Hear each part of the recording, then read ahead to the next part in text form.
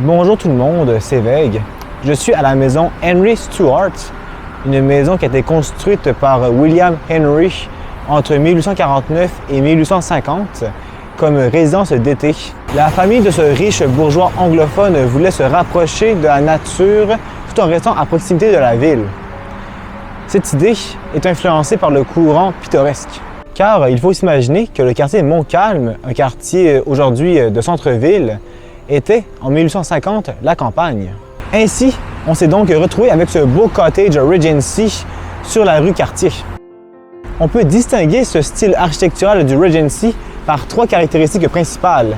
De un, le toit est sur 4 versants, contrairement à 2 pour la maison traditionnelle québécoise. En conséquent, la galerie n'est pas sur un côté, mais il fait le tour de la maison.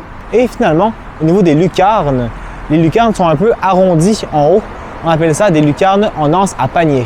Et ça, c'est typique du style Regency, un style plutôt anglais. Ensuite, de 1918 à 1987, ce sont les sœurs Stuart qui sont devenues les propriétaires et qui ont vécu dans cette maison.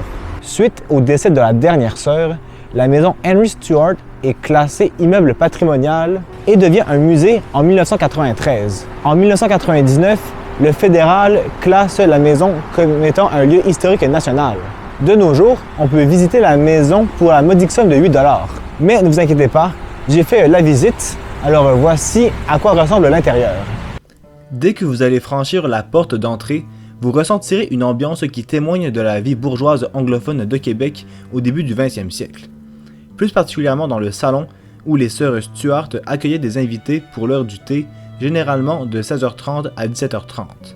On y discutait de l'actualité et on prenait des nouvelles.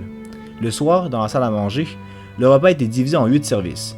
Après le souper, les hommes s'isolaient dans la smoking room, transformée en bibliothèque par Adèle Stuart, une grande lectrice.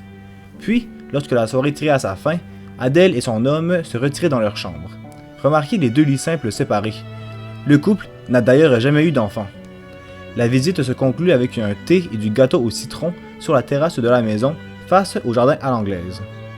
Finalement, on peut aller faire un petit tour dans les jardins à l'anglaise de style pittoresque.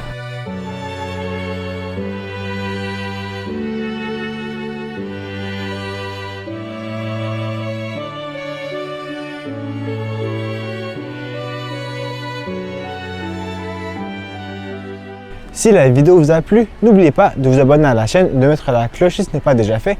Comme toujours, on met un pouce bleu, un commentaire et on partage la vidéo. C'était Veg, à la prochaine pour une nouvelle vidéo.